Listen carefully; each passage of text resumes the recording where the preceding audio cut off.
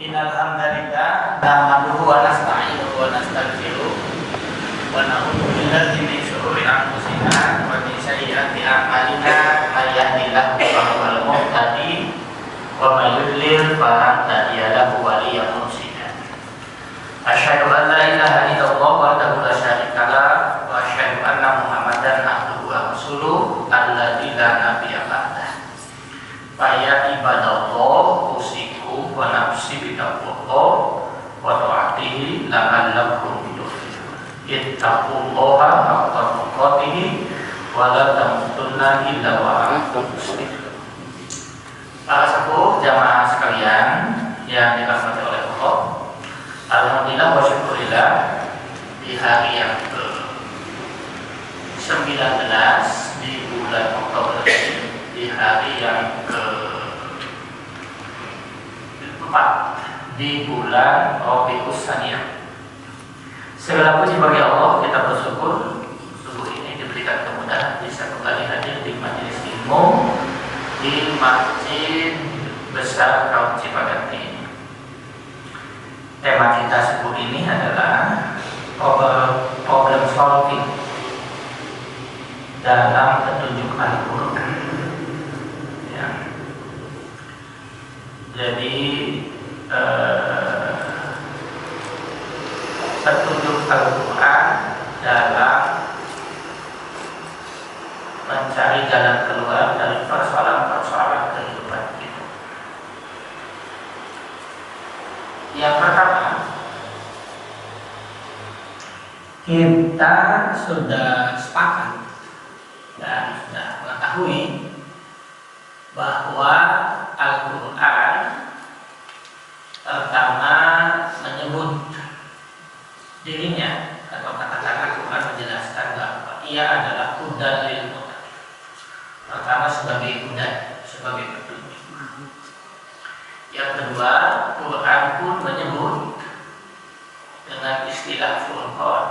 Kita menyebut Al-Quran menyebut dirinya setelah hudan adalah Furqan. Hudan kita terjemahkan petunjuk. Furqan terjemah kita adalah pemisah hak dan batil. Jadi untuk mengetahui benar tidak, maka barometernya alat ukurnya adalah Al-Quran. Yang ketiga, Quran menyebut dirinya dengan syifa. Ya, jadi kalau kita sebatas pengetahuan kita di awal Al-Baqarah kita temukan paduan Allah. Dalikal kitabul la raiba fihi hudan lil muttaqin. Kemudian di Al-Baqarah 185 kalau tidak salah, Allah menjelaskan tentang posisi Al-Quran. Syahrul Ramadan alladzi unzila fihi al-Quran hudan lin-nasi wa bayyinatin minal huda wal furqan. Begitu Al-Quran menjelaskan. Yang ketiga, di Quran surah Bani Israil, surah Al-Isra surah ke-17 ayat 82 kalau tidak salah. Al-Quran menegaskan wa nunazzilu minal Qur'ani ma huwa syifaa'un wa rahmatun lil mu'minin wa la yazidu dzalimina illa khasran. Jadi kita akan lihat Quran ini sebagai hudan petunjuk dalam berbagai persoalan hidup kita. Dalam perjalanan ini adalah perjalanan Allah. Maka Allah memberikan panduan yaitu Al-Quran. Di dalamnya petunjuk bukan hanya untuk kehidupan di dunia, juga menjadi petunjuk perjalanan kita di akhirat. Oleh karena itu, di dalamnya agar kita bisa memilah dan memilih, Al-Quran menjadi pertimbangan, Al-Quran menjadi barometer, menjadi rujukan. Dan yang berikutnya, Quran pun menjadi penawar, kalau kita bisa melakukan kajian, penelitian, pemahaman terhadap Al-Quran. Oleh karena itu, agar Al-Quran bisa seperti yang disebutkan di dalam Al-Quran, agar bisa menjadi hudan, menjadi furqan, menjadi syifa, maka syarat awalnya yang harus kita lakukan adalah setiap kita harus bisa membaca Al-Quran. Yang kedua, setiap kita harus meningkatkan dari bacaan kita bisa memahami. Ya. Untuk bisa paham langkah-langkahnya, satu, tempo hari yang kita ingat kalau tidak salah, setiap kita punya stok hafalan. Untuk hafal ya sudah. Yang kedua, setelah itu adalah tarjamah, dialih bahasakan supaya kita paham. Yang ketiga adalah tafsir dan takwil. Ya. Jadi untuk paham bagaimana ini penjelasannya, karena nanti tafsir praktis itu adalah yang dicontohkan oleh Rasulullah SAW. Jadi hadis atau sunnah adalah cara mengaktualisasikan, cara melandingkan pesan-pesan Al-Quran. Sehingga ketika Aisyah radhiyallahu anha ditanya seperti apa Rasulullah, maka Aisyah menjawab Al-Quran banyak. Jadi seluruh tata sikap Rasul adalah aktualisasi atau implementasi dari pesan Al-Quran. Itulah yang kita sebut dengan menerjemahkan, menafsirkan, merealisasikan pesan-pesan Al-Quran. Maka nanti mempelajari hadis, memahami sunnah menjadi kemistian. Karena kita tidak akan bisa paham Quran dengan baik kalau tanpa didampingi oleh sunnah. Karena sunnah adalah realisasi dari pesan Al-Quran. Kemudian untuk bisa paham yang berikutnya adalah tadabbur, mengkaji, meneliti, menelaah. Ini para ilmuwan, para akademisi, ulul albab ada di wilayah ini. Nah, setelah membaca, memahami dengan poin-poin tadi, maka yang ketiga kalau hanya sampai memahami dengan poin-poin tadi, itu akan sampai kepada saintis, akan sampai kepada komentar dalam Al-Quran. Kalau belum tentu dia bisa mengamalkan Al-Quran. Jadi orientalis pun sampai ke paham tahap kedua. Membaca bisa, memahami bisa. Ya. Nah, kalau mengamalkan belum tentu. Nah, yang ketiga, tugas kita agar Quran menjadi hudan, menjadi furqan, menjadi syifa. Yang ketiganya adalah mengamal. Di balik piramidnya, mana mungkin kita bisa mengamalkan dengan baik kalau tidak paham. Bagaimana kita bisa paham namun tidak bisa baca? Jadi kemestian setiap kita ini bisa membaca Al-Quran. Syukur ditingkatkan bisa memahami Al-Quran. Ujungnya, puncaknya adalah mengamalkan Al-Quran.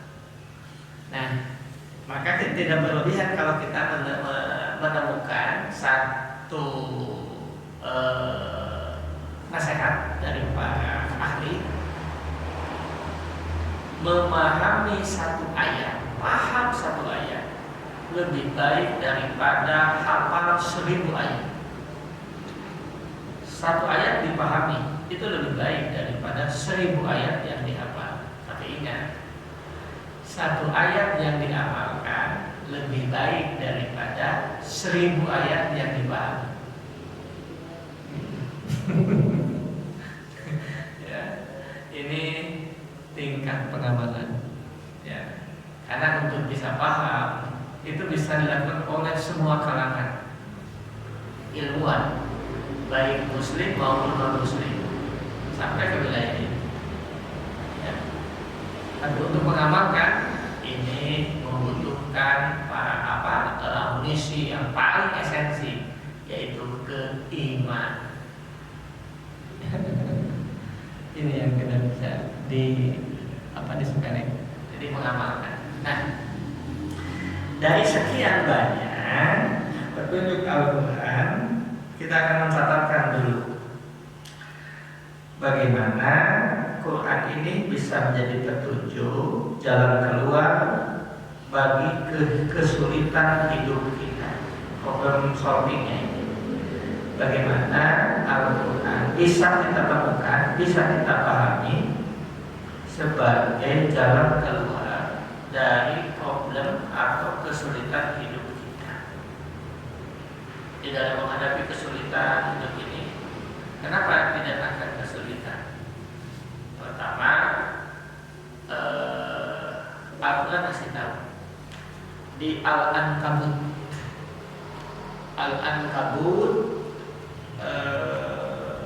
ayat 2 dan 3. Al-Ankabut itu surah ke-29 kalau tidak salah. Al-Ankabut surah ke-29.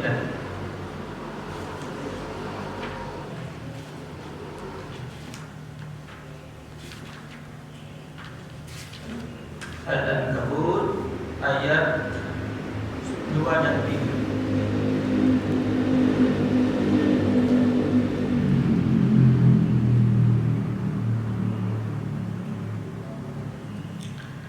A'udzu billahi minasyaitonir rajim. Bismillahirrahmanirrahim. Al-Ankabut surah ke-29 ayat 2 dan 3. A'udzu billahi minasyaitonir rajim. Bismillahirrahmanirrahim. Ahasiban nasu ayyudraku ayyaqulu amanna wa hum la yuftanun. Ahasiban nasu ayyudraku ayyaqulu amanna wa hum la yuftanun. Wa laqad fatanna alladhina min qablihim fala ya'lamanna Allahu alladhina sadaqu wa la ya'lamanna al-kadhibin. Allah alam itu ada Allah pada Islam. Ahasiban nas, apakah kalian kita ini menyangka,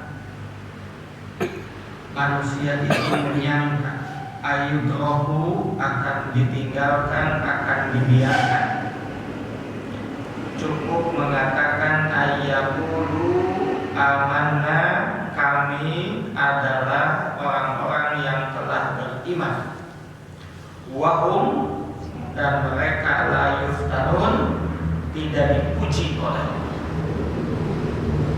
Jadi setiap orang yang beriman akan diuji oleh Allah. Untuk apa? Walaqad fatanna alladziina min qablihim, nyata orang-orang sebelum kita pun diuji oleh Allah. Fitnah itu ujian. Untuk apa? Fala ya'lamanna Allahu alladziina shadaqu wa la ya'lamanna al-kadhibin, agar setiap kita mengetahui, Allah akan mengetahui mana orang yang sodaku, orang yang benar dengan keimanannya, mana akan dusta. Jadi mana pejuang, mana pecundang. Itu melihat ujian. Nah, ketika kita mendapat ujian, bagaimana kita menemukan jalan keluar? Aku kan kasih tahu lagi. Itu yang kita maksud, bahwa Quran itu sudah mengklaim dirinya, sudah mengproklamirkan dirinya, sudah mendeklarasikan dirinya bahwa Quran adalah hudan, bahwa Quran adalah furqan, bahwa Quran adalah syifah, tugas kita itu adalah membacanya, meningkatkan memahaminya, dan mengamalkannya. Nah, nanti semuanya akan memberikan efek. Kalau tidak diamalkan malah efek nggak tahu. Ya, apalagi nanti salah mengamalkan tidak sesuai dengan petunjuknya, tidak sesuai dengan SOP-nya, nantinya overdosis, tidak ada salah. Nah,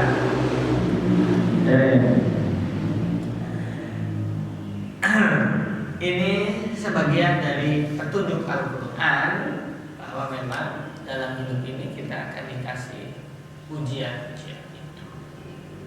Siap tidak siap, ridho tidak ridho, kita memang harus seperti itu. Ya. Maka dalam bahasa yang sederhana, ujian itu sengaja dirancang oleh Allah. Sederhana jawabannya, supaya kita naik kelas. Ya, ujian itu dirancang oleh Allah sedemikian rupa. Sekali lagi jawabannya sederhana, supaya kita naik kelas dan berwibawa. Nah, bagaimana kita menemukan jalan keluar dari problem-problem hidup kita itu? Kita mencatatkan sedikitnya ada 9. Ya, mungkin sementara ini ya 9. Besok lusa kita tambah. Pertama adalah taubat. Ya. Yang pertama adalah taubat. Quran surah Al-Furqan ayat 70. Ya, nanti kita satu-satu diikuti ya. Yang pertama taubat. Al-Furqan 70. Yang kedua adalah takwa. Maka ini tubuh ilallah, bertobatlah kalian kepada Allah. Taubatan nasuha, begitu Al-Quran sedang. Kemudian yang kedua adalah takwa. Allah menitipkan pesan ini lewat para khatib Jumat. Jadi seminggu sekali harus diupdate. Ittaqullah, ittaqullah, ittaqullah. Kenapa demikian? Rasul memposisikan wasiat takwa ini menjadi rukun khutbah. Jadi kalau khatib tidak menyampaikan wasiat takwa, batal itu khutbahnya. Ittaqullah, ittaqullah. Ternyata maksudnya supaya kita, karena setiap detik per detik kita akan berhadapan dengan problem-problem hidup ini. Tambah usia, tambah masalah. Ditambah Eli. Tambah usia, tambah masalah. Ganti bulan, ganti masalah. Ganti tahun, ganti masalah. Ganti kepemimpinan, ganti masalah. Ada aja itu sudah. Nah, kita ini harus menemukan jalan-jalan keluar. Kenapa ada masalah? Allah masih tahu bahwa jangan menyangka kita akan dibiarkan, tidak diuji oleh Allah. Supaya lebih matang. Agar mengetahui mana penjual, mana pecundang, mana yang jujur, mana yang berdusta dalam hidup terus. Ya. Maka Rasul memposisikan ittaqullah, bertakwalah kepada Allah. Nanti kita akan lakukan maknanya yang sangat luas itu. Jadi pentingnya mengupdate agar setiap kita menjaga ketakwaan. Paling tidak diingatkan, ya, sepekan sekali lewat khutbah Jumat. Oleh karena itu, sampai-sampai tidak diperkenankan ketika khatib sedang menyampaikan khutbah jamaah ini berbicara apapun. Dan ini adalah nasihat yang sangat istimewa. Kenapa istimewa? Pertama, antara yang menampilkan wasiat dengan yang mendengarkan wasiat posisinya dalam posisi punya wudhu semua. Harus. Ya, luar biasa. Ya. Saking sakralnya itu, maka orang yang berbicara ketika khatib khutbah itu dianggap batal atau paling tidak la Jum'atanah, sholat Jumatnya tidak sah. Itu ngobrol luar biasa itu. atau Jangan temenan diprotes, nggak boleh kritik yang nggak boleh. Jadi tidak boleh ada usul ke khotib. Nggak bisa itu. kelamaan sabaran Pertama, jadi ini sangat otoritatif. Khotib ini sangat otoritatif. Ya. Pertama, disampaikan semua pesertanya dalam keadaan suci, di hari yang suci dan di tempat yang suci. dan kata dia udah batal. Saking otoritatifnya, ini sampai-sampai tidak boleh diprotes.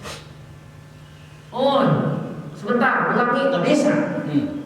Tapi kalau ada gangguan, ada pencuri atau apa, batal, langsung batal. Kalau pesertanya, kalau khotibnya boleh. Khotibnya boleh. Hotelnya boleh. Boleh. Banyak. Iya. Karena Rasulullah begitu datang para sahabat, jangan dulu, kamu udah sholat dulu, belum sholat dulu. Langsung boleh. Oh. Oh, itu boleh. Itu sangat otoritatif. Ya. Nah, dalam posisi itu salah satu rukun yang harus diingatkan adalah takwa. Ternyata setelah kita mengkaji petunjuk Al-Quran bahwa takwa, kenapa kita harus mengupdate takwa? Karena itu akan menjadi solusi. Khotib sedang bicara, kita la ilaha illallah, la ilaha boleh bilang. Dalam hati mah boleh. Dalam hati mah boleh saja. Ini tidak boleh terucap. Ketika khotib sedang, khotib kasih tahu nih, buat takwa. Buat apa takwa ini? Nah, ternyata takwa kita menemukan salah satu petunjuk Al-Quran mendapatkan jalan keluar dalam hidup ini. Dasarnya Quran surah At-Tolak. Surah At-Tolak ayat 2 dan 3. 2. Ayat 2 dan 3. At-Tolak itu surah keberapa ya? At-Tolak. Tolak. Apa? Surah ke-66. Surah At-Tolak 65 ya. 66 At-Tahrim.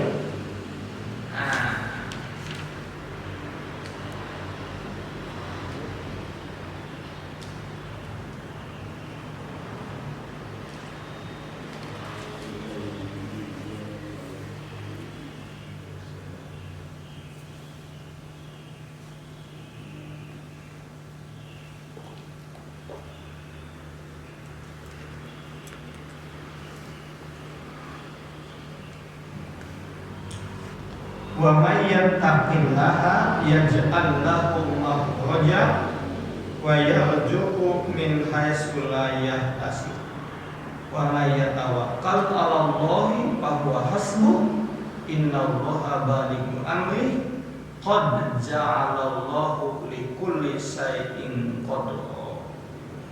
Akhir ayat kedua, awal ayat ketiga. Allah.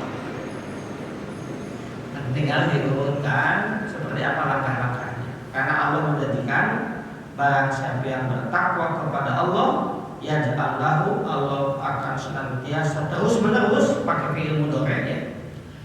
Fi'il mudhari itu hal wal istiqbal, kata kerja aktif progresif. Yaj'al lahu, dan Allah menjadikan baginya makhraja, jalan keluar. Wa yarzuqhu, dan Allah memberikan, akan terus memberikan rezeki min haitsu la yahtasib, dari berbagai pintu yang tidak bisa diprediksi. Nah, nanti yang dialurkan begitu. Ini di at-tolak. Ya, nanti akan dibahas poin per poin. Yang ketiga adalah memperbanyak istighfar. Memperbanyak istighfar. Quran surah Nuh ayat 10 sampai ayat 12. Surah Nuh surah ke-71. Ya. Surah Nuh surah ke-71.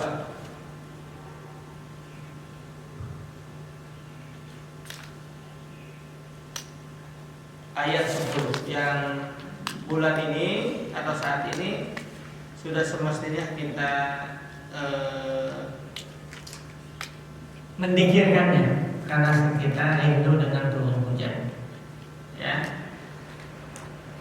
Fakultus taghfiru rabbakum innahu kana ghaffara yursilis salama 'alaikum midrara wa yumdidukum bi amwali wa banina wa yaj'al lakum jannatin wa yaj'al lakum anhar.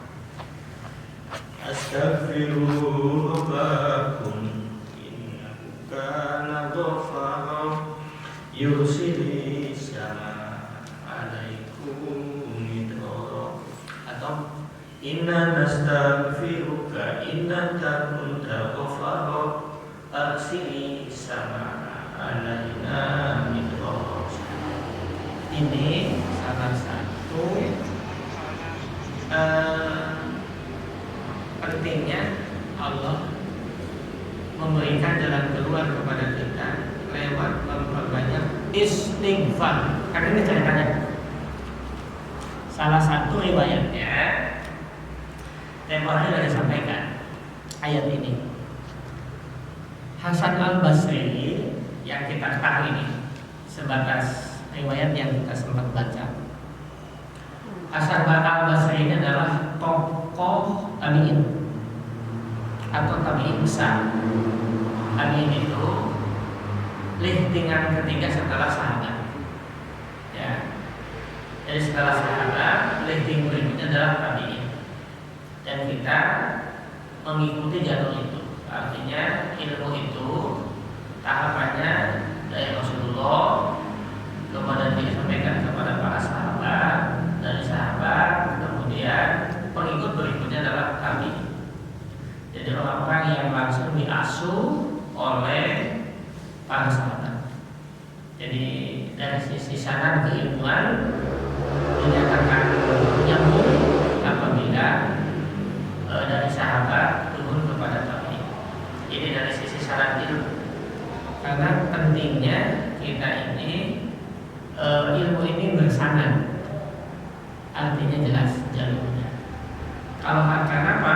Kalau hanya sekedar ilmu tanpa sanad, ingat setan pun berilmu.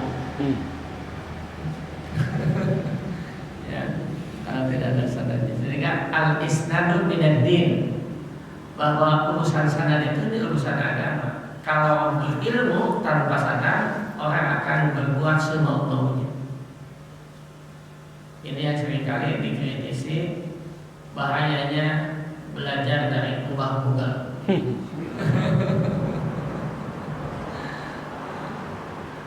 Jadi kalau dari kubah Google ini perlu dikonfirmasi, ya, konfirmasi. Karena orang bisa menampilkan apapun dengan motivasi yang berbeda. Ya, ini yang harus diklarifikasi untuk memudahkan ilmu bisa diambil sekarang ini. Tapi keutamaan majelis tidak bisa dikalahkan. Ini soal keutamaan majelis. Sanad ilmu itu menjadi harus diperhatikan. Dari mana kau mengambil ilmu itu akan menentukan sikap. Ya.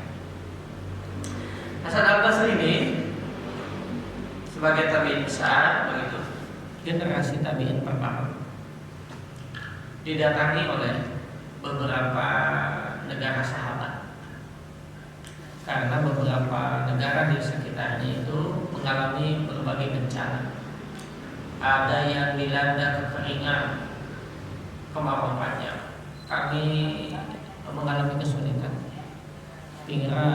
Pimpinan kami, presiden kami, khalifah kami mengutus dutanya kami untuk menanyakan bagaimana solusinya agar kami bisa segera keluar dari kesulitan ini.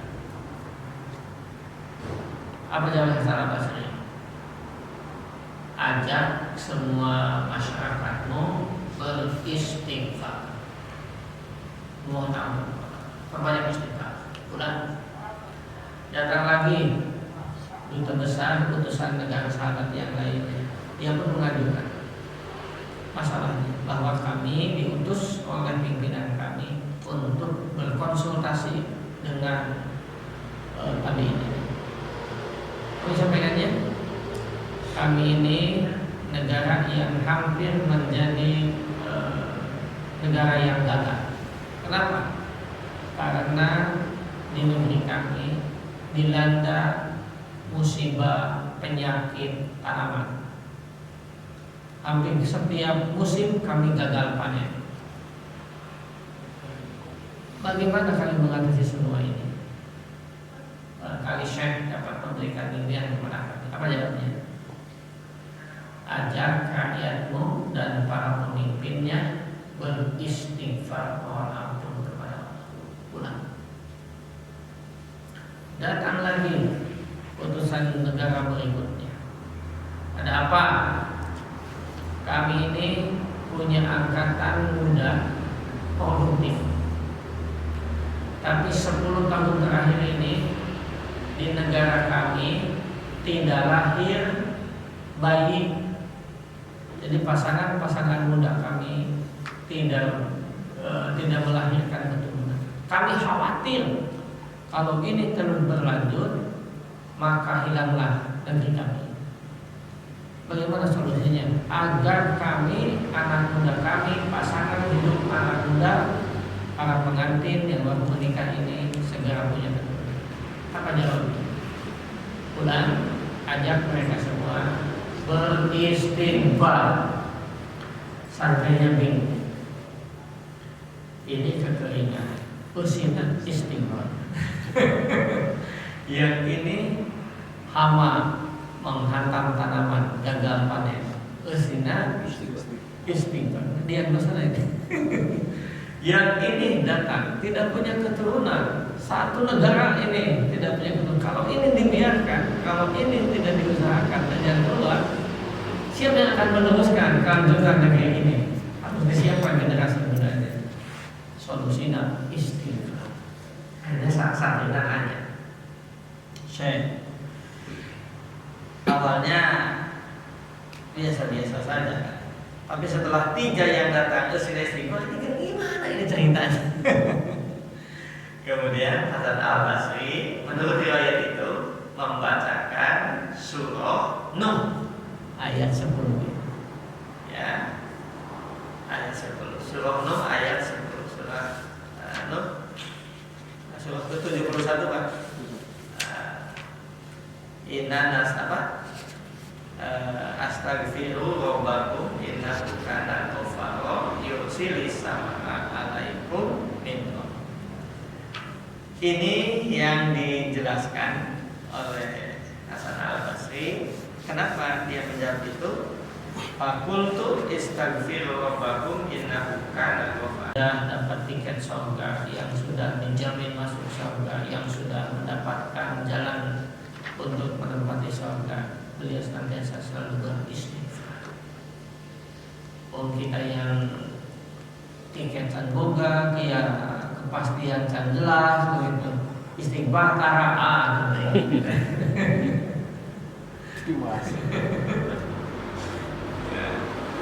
Ini Quran surah Nuh ya. Yang keempat adalah sedekah. Quran surah At-Tolak juga. Tadi At-Tolak surah keberapa ya? 65 ya? 65. At-Tolak Ya, At-Tolak ayat 8. Ayat 8.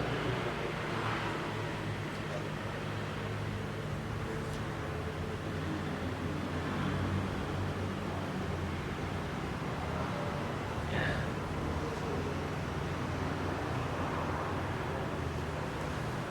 Wakalaili At-Tolak ayat 8. Iya. Wa ka'ayyin min qaryatin atat an amri rabbiha wa rusulihi fahasabnaha hisaban sadida wa adabnaha adaban nukra. Coba baca kalimatnya. Ada kata belum? Ya. Ya. Wa ka'ayyin min qaryatin. Berapa banyaknya penduduk negeri yang mendurhakai pemerintah Tuhannya dan Rasulnya. Lalu kami hisab penduduk negeri itu dengan perhisaban yang amat berat, dan kami siksa mereka dengan siksaan yang seburuk-buruknya.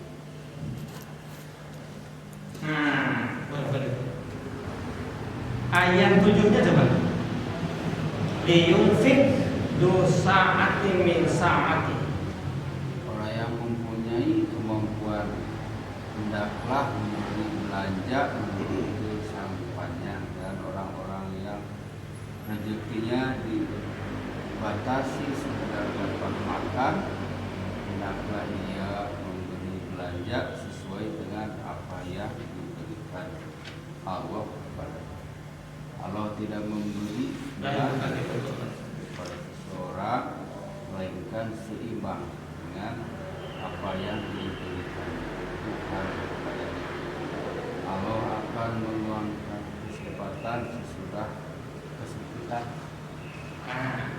Ayat 7 bukan ayat 8. Ayat 7 ayat 8. Ya. Jadi saya ja'alullahu ba'da usrin yusra. Ini yang sering kali disampaikan, apalagi kalau Ustaz Yusuf Mansur sering kali mengutip ayat ini, bahwa bersedekah membukakan jalan bagi datangnya rezeki yang Allah berikan kepada kita. Apalagi kalau membaca Quran surah Al-Munafiqun, surah ke-63. Coba lihat 63 Al-Munafiqun ayat 6, surah ke-63. Ya, Al-Munafiqun surah ke-63 ayat 10. Ayat 10. Hanya karena hanya 11 ayat ya. Al-Munafiqun. Al-Munafiqun ayat 10. A'udzu billahi minasyaitonir rajim. Bismillahirrahmanirrahim.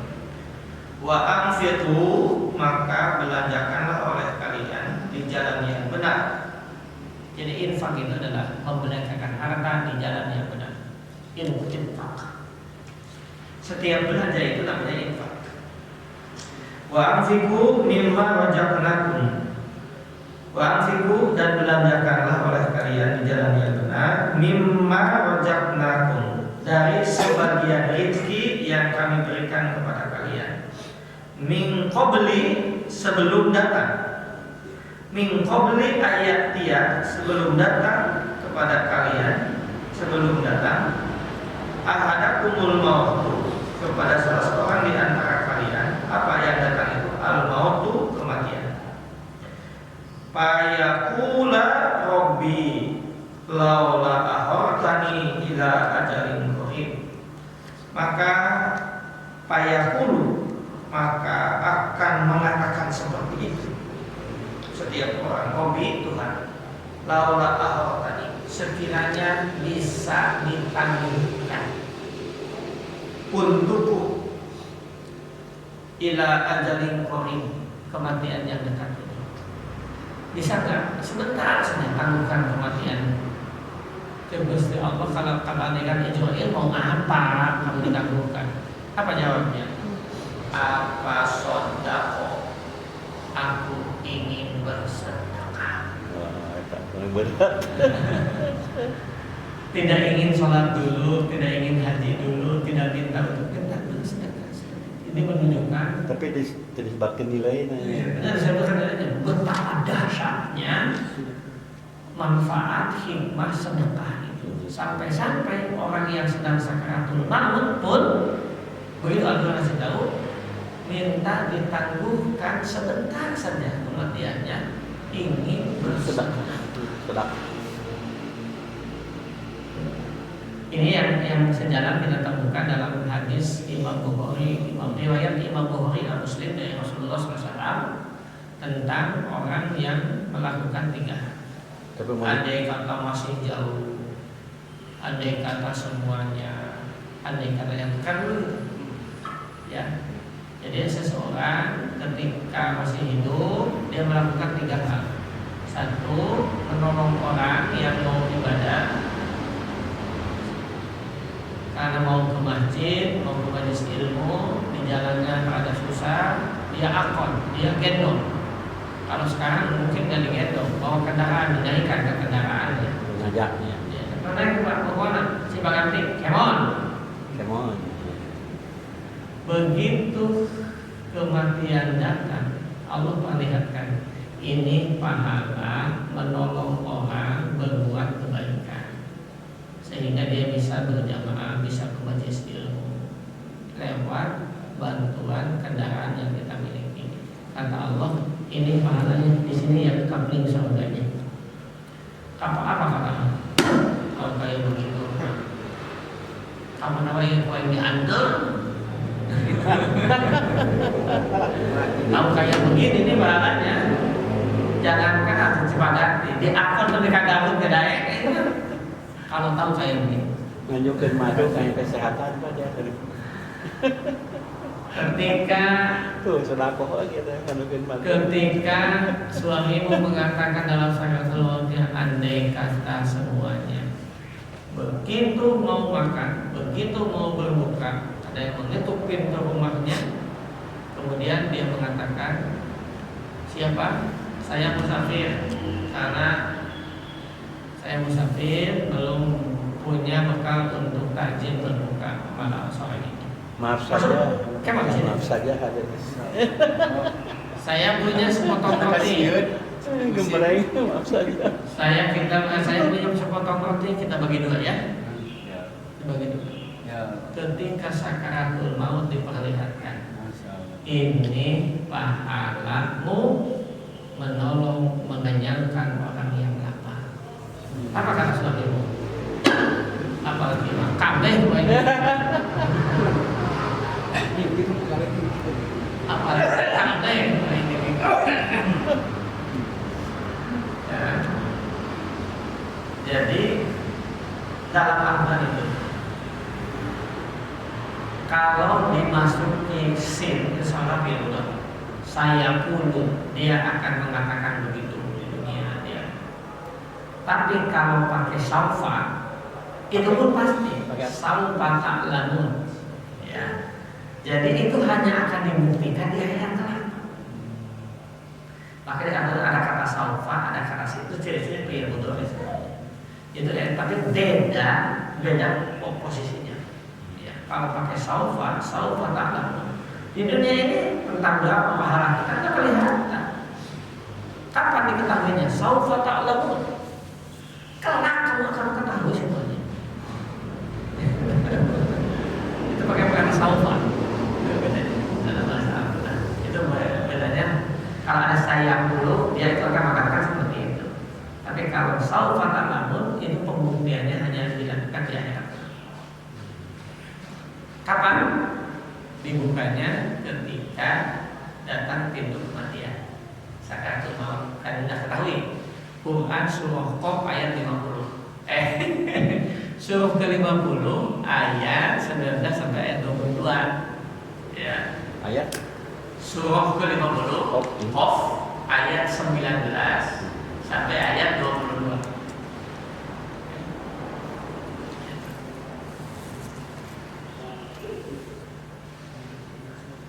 Wajahat Ya, sakaratul maut itu surah ke-50 ayat 19. 19 sampai ayat 22. Ya, 19 sampai 22. 19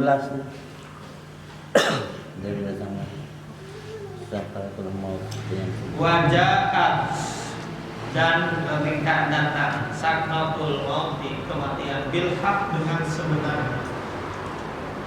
Bukan mati suri, Pak. Ini mati beneran.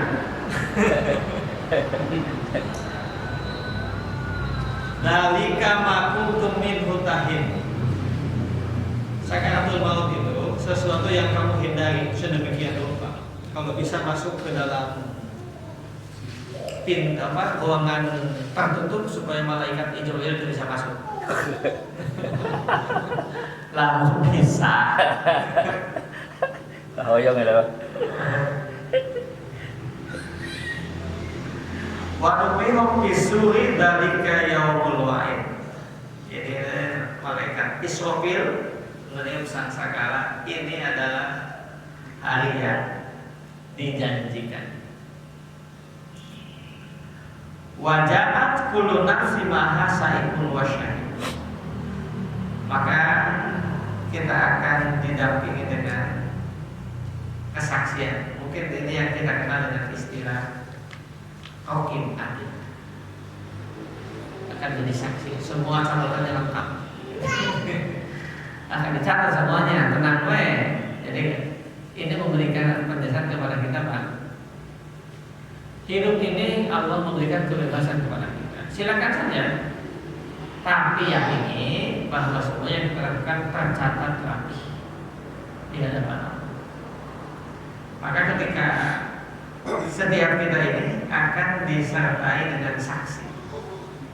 Laqad kunta fi qublatin min hada. Nyata kita ini lalai tentang hari ini, lalai tentang kematian ini, lalai tentang janji Allah ini. Maka syafna, maka aku bukakan hijab. Kita akan diperlihatkan di mana tempat tinggal kita. Maka seluruh amal kita rekening korannya diperlihatkan, Pak.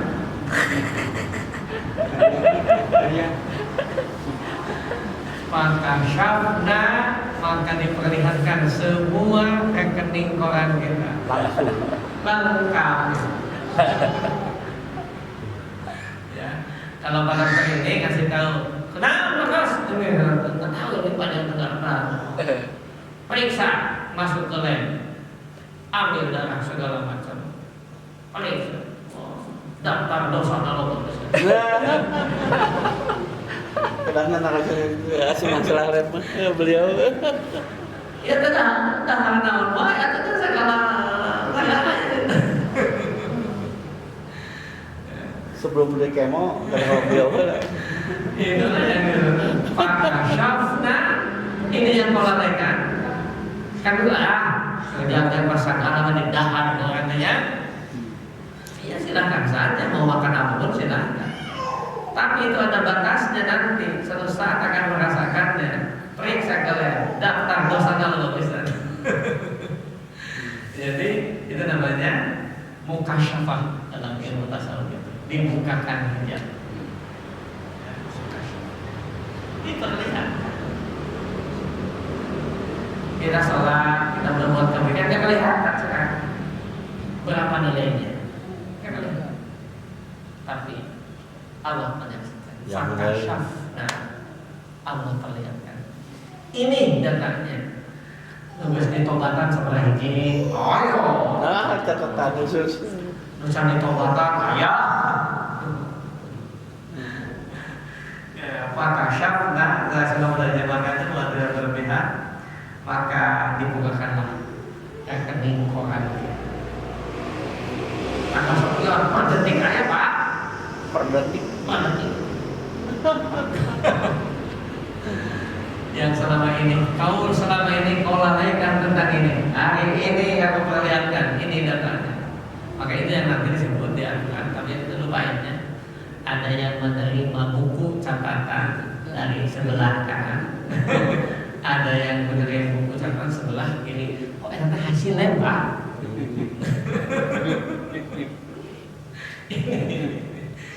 Aduh, saya diperlihatkan lama atau sebentar? Apa itu? Kaitannya sama susu. Kalau sudah dibukakan seluruhnya dilihat Pak. Kita menuju Husnul Khotimah produknya. Waktu-waktu Ketika Sarakanatul Maut, semua amal kita diperlihatkan kepada Sebelum sakarat kan tadi nggak letak. apa? Sebelum sakarat kan Belum. Akhirnya macam kali-kali. 2 jam sebelum sakarat dia nggak dilihat. Belum. Kan kemarin sudah dijelaskan di Quran surah Fusilat, surah ke-41 ayat 30, ya. Surah ke-41 ayat 30 dijelaskan di Fusilat, ya. Fusilatnya hamim sajdah Pak. Fusilat itu hamim sajdah. Ayat berapa Pak? Ayat 30. Ya. A'udzu billahi minasyaitonir rajim. Innal ladina, sesungguhnya orang-orang yang qalu, berkata, berikrar, berjanji, mendeklarasikan dirinya Rabbunallahu, Tuhan kami adalah Allah. Artinya beriman, taat, patuh kepada Allah. Sumastaqomu, kemudian dia istiqomah dengan pengakuan itu. Sampai kapan? Pengakuannya istiqomah. Istiqomah itu berat. Tidak mudah. Ya. Apa yang mudah? Istirahat.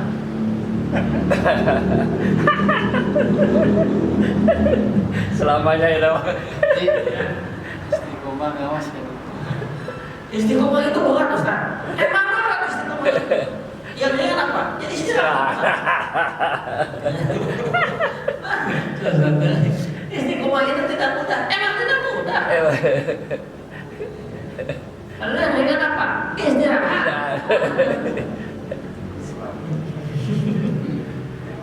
Jadi kalau bisa.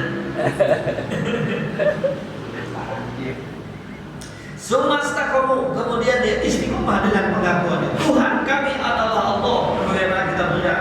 Raditu billahi rabba wa bil islami dina wa bi Muhammadin nabiyya wa rasula, dan seterusnya. Sumastaqomu, istiqomah dengan pengakuan. Sampai kapan? Sampai kematian datang menjemput. Nah, ketika kematian datang menjemput, apa yang terjadi? Tatanazzalu alaihimul malaikah. Ya, tanazul beda dengan nuzul. Kalau nuzul datangnya satu-satu. Kalau tanazul dikerahkan seluruhnya. Tanazzalul malaikatu wa hum dalam malam Lailatul Qadar. Semuanya diturunkan oleh Allah. Itu namanya tanazul.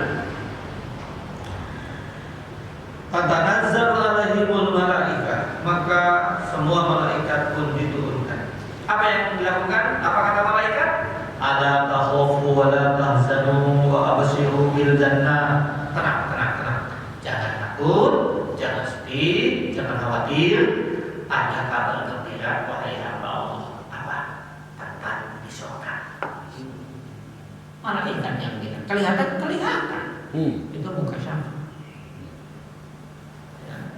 Istiqomah itu berat. Berat. Istiqomah itu berat. Istiqomah itu berat. Kalau kita terus fokus terus meninggal, Quran teh harus dibaca lagi apa ya? Menolong atau Apa? Quran ini harus dibaca lagi di sana. Oleh siapa? Oleh kita di sana.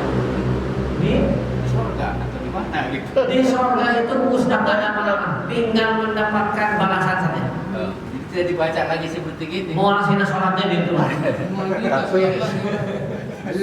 Saur ya bahwa masalah balasan itu jangan dipertimbangkan, jangan diingat-ingat. Iya, itu memang begitu. Karena kita sudah meyakini bahwa semua yang kita lakukan tercatat kami. Kenapa kita tidak boleh ria? Kenapa kita dilarang untuk mempublish meja-meja bahasa Sunda?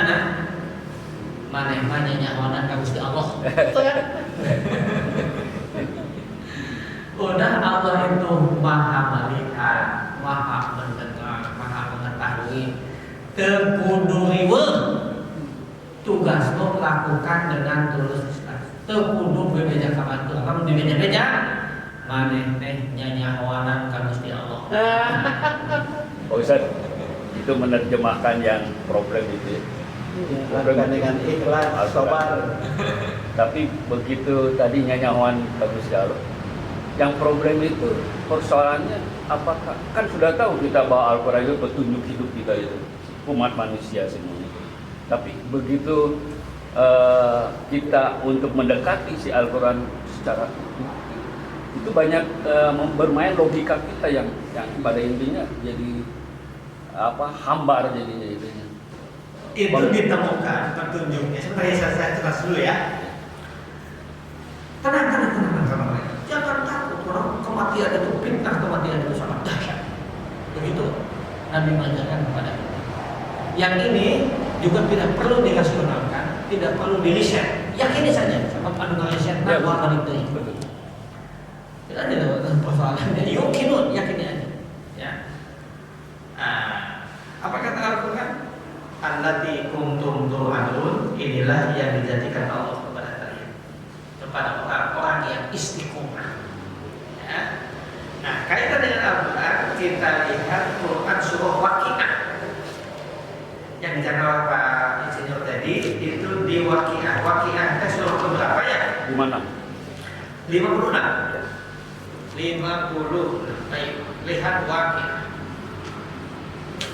Waqiah.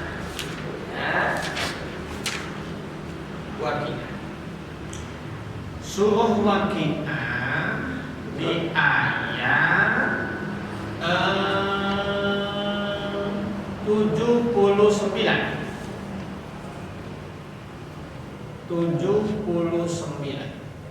Waqiah 79. La yamassuhu illal mutahharun. Bahkan seringkali juga ditulis di mushaf-mushaf ini di sampulnya kalimat la yamassuhu illal mutahharun. La artinya tidak boleh. Yamassuhu dari kata yamasa, jangan menyentuh, jangan membawa, jangan mengambil, jangan memegang kepada Al-Quran illal mutahharun, kecuali dalam keadaan suci. Ustaz-ustaz kita mengajarkan secara vertikal, maka dianjurkan kalau kita bersentuhan dengan mushaf Al-Quran diusahakan dalam keadaan punya wudu. Secara etika vertikal mestinya begitu. Tapi maknanya bukan hanya itu. Begitu para ahli menjelaskan. Artinya apa? Quran itu kitab suci. Dia akan memberikan makna dalam hidup kita kalau didekati dengan kesucian hati, dengan kesucian akal, dengan kesucian jiwa, dengan kesucian niat. Jangan sampai seringkali ayat Quran diperkosa oleh hawa nafsu manusia. Itu problemnya. Iya, betul. Jadi Quran tidak memberikan efek apa-apa ke dalam jiwa kita, pada masyarakat kita. Kalau didekatinya, berinteraksinya dengan kekotoran jiwa. Jiwamu belum disucikan, Quran tidak akan memberikan efek apa-apa. Sehingga nanti muncul istilah yang populer ini, istilah populer mudah-mudahan tidak ada, yang disebut dengan paradok itu. Ada orang yang pasif baca Quran, pasif nipu orang. Parah itu, parah bisa. Ini yang tidak boleh. Itu makna sebab makna dari la yamassuhu illal mutahharun. Ini sering kali kita menemukan hal-hal yang paradok dalam hidup. Ya, hal-hal yang paradok dalam hidup ini. Ini pesan Al-Quran sangat luar biasa. La yamassuhu illal mutahharun. Dan bukan dengan makna ini.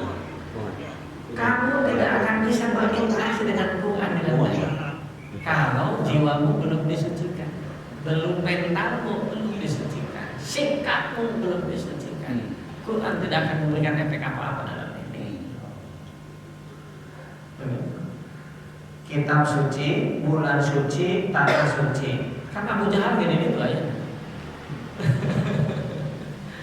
Jadi bergantung bagaimana kita mensucikan jiwa kita untuk menerima dan yang suci. Makanya kan rumusnya gini.